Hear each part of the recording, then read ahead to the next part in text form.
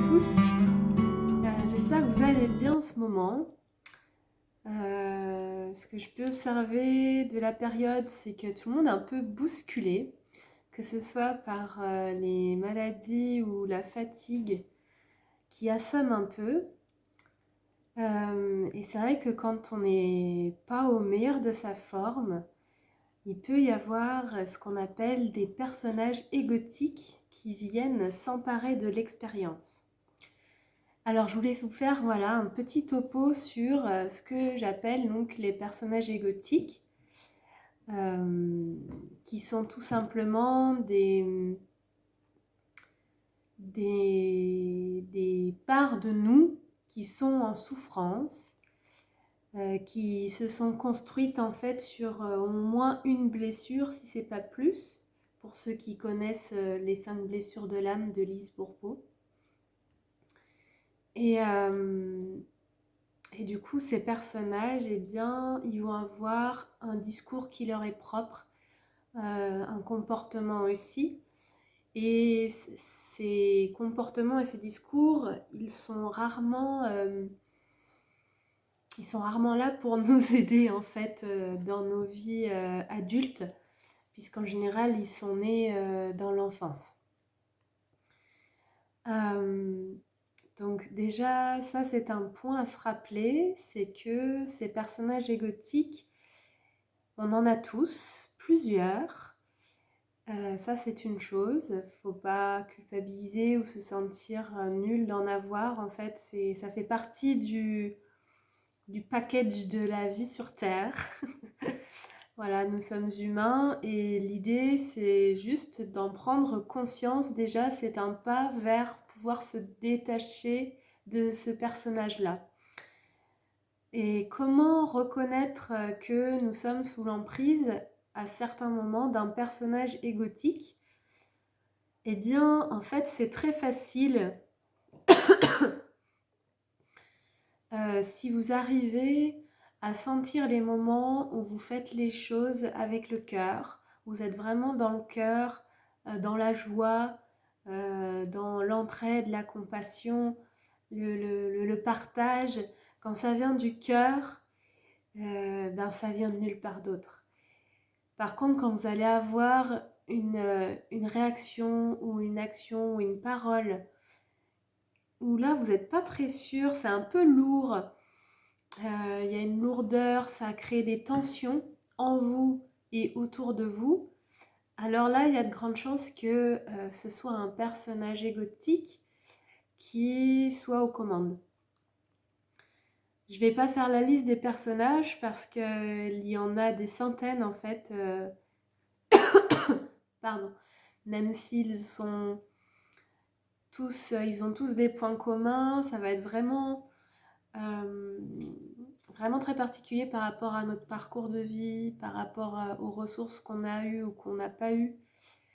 Donc je vais pas faire la liste ici, mais je voulais juste vous donner ce petit rappel que parfois on n'est pas au mieux de sa forme physique, mais aussi sa forme émotionnelle,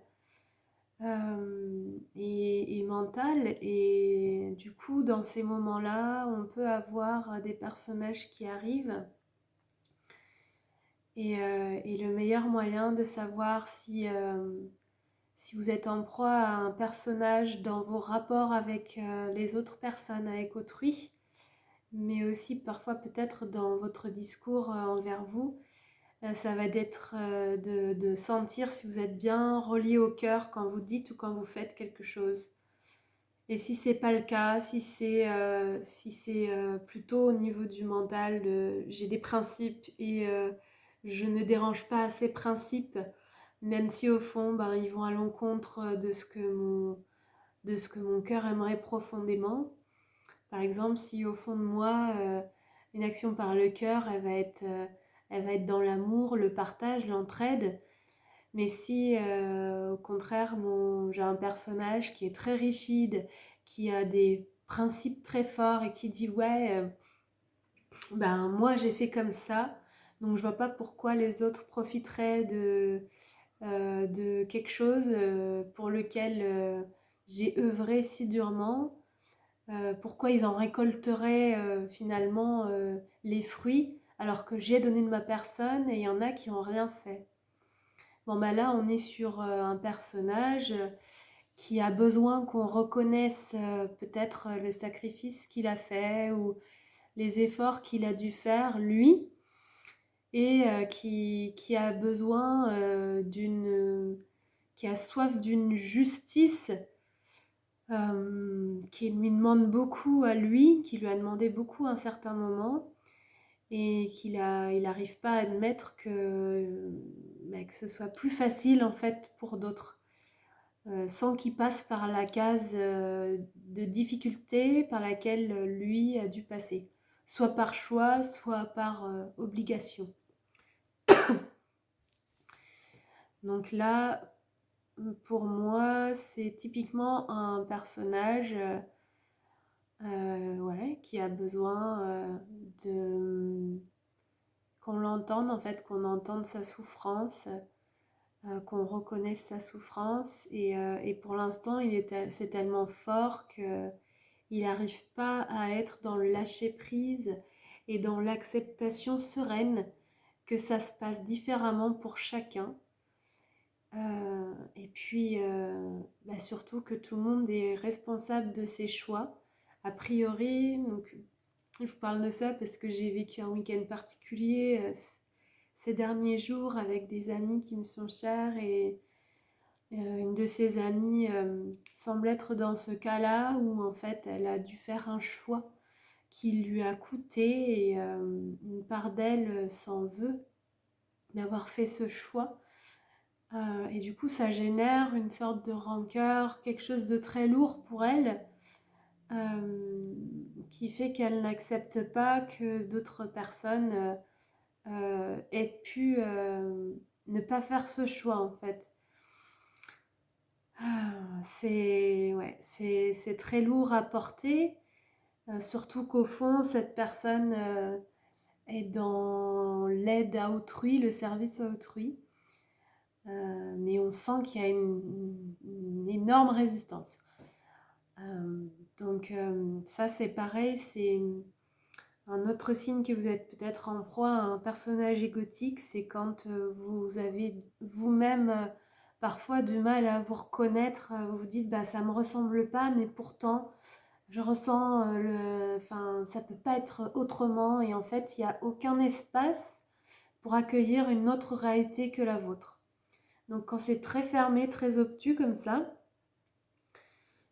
c'est un autre signe que c'est un personnage très en souffrance, hein, puisque la blessure, la profondeur de la blessure va générer un discours très fort en général, à la hauteur en fait de la blessure. Donc ouais, c'est pas toujours facile en ce moment avec les conditions qui sont les nôtres aujourd'hui sur Terre, d'être en accord avec nos choix, d'être OK avec ce qui se passe. Il y a beaucoup de personnes qui subissent des choix et qui en perdent un peu le sommeil et la connexion avec le cœur parce que ça crée un conflit intérieur qu'on peut appeler aussi dissonance cognitive. Mais de savoir déjà que cette dissonance cognitive et que cette perte de lien avec le cœur peut être due à une souffrance qui est légitime, hein. Toutes les souffrances ressenties, vous n'avez pas fait exprès de les vivre. Et c'est juste une invitation à peut-être à aller voir d'où vient ce discours très fermé, très dur, où en fait on ne retrouve pas la chaleur du cœur, ni l'espace que couvre le cœur quand il est prêt à recevoir, à accueillir. Peut-être aller voir ce que ça fait bouger en vous, Si vous pouvez vous faire accompagner, c'est une bonne façon de peut-être aller plus profondément. Sinon, voilà, il existe plusieurs façons d'accéder au message intérieur que cherche à vous donner cette blessure. Par la méditation, par exemple, l'art-thérapie, ou juste si vous faites des puzzles, ou vous faites à manger à votre famille, ça peut être une forme de méditation et on peut aussi avoir des réponses comme ça. Moi, j'en ai bien eu une décisive dans ma vie pendant que je faisais la vaisselle. Donc tout peut arriver. Mais je me disais que aussi, si vous vous retrouvez dans ce schéma-là où vous êtes vraiment en proie avec des énergies lourdes, ou que vous vous sentez vidé, je trouve que c'est aussi important de savoir que ce n'est pas tout votre être qui est comme ça. Si vous vous identifiez à cette lourdeur que par ailleurs vous pouvez ressentir tous les jours et à travers parfois peut-être votre travail ou des discussions avec des proches, eh bien savoir que c'est juste une partie de votre être et que c'est une partie en souffrance en plus, ça peut permettre de prendre de la hauteur là-dessus, de vous détacher un petit peu et de vous rappeler aussi que vous avez d'autres parties de vous qui sont pleines de ressources, qui ont envie d'être dans le partage, qui ont envie de se connecter au cœur, qui ont envie de liens profonds et authentiques avec déjà avec vous-même et puis avec les gens que vous aimez.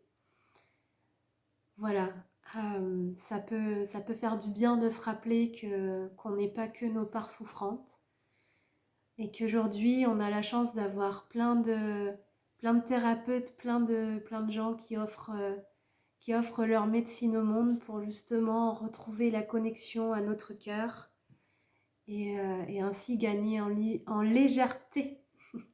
En légèreté et puis en espace d'ouverture des possibles. Si j'ouvre le cœur, j'ouvre un espace où d'autres façons de voir les choses, d'autres façons de penser sont possibles. Et là, tout de suite, il y a quelque chose qui se détend parce que si j'ouvre, ça veut dire que je suis plus face à un mur fermé hyper étriqué. Bon, je vais m'arrêter là pour cette vidéo. Voilà un petit topo rapide sur les personnages égotiques. Rappelez-vous que nous avons tous des blessures et que nous faisons de notre mieux chaque jour pour vivre avec ces blessures. Je suis tout oui si vous avez des commentaires, des réflexions. Et puis je reste à votre disposition, bien sûr, si vous avez besoin d'aller plus loin. Je vous souhaite tout le meilleur pour vous, de laisser infuser la lumière du soleil qui vient nous faire coucou. Là, on est quelques-uns à avoir la chance d'avoir la météo en notre faveur. Ça joue beaucoup. Et puis, portez-vous bien. À bientôt.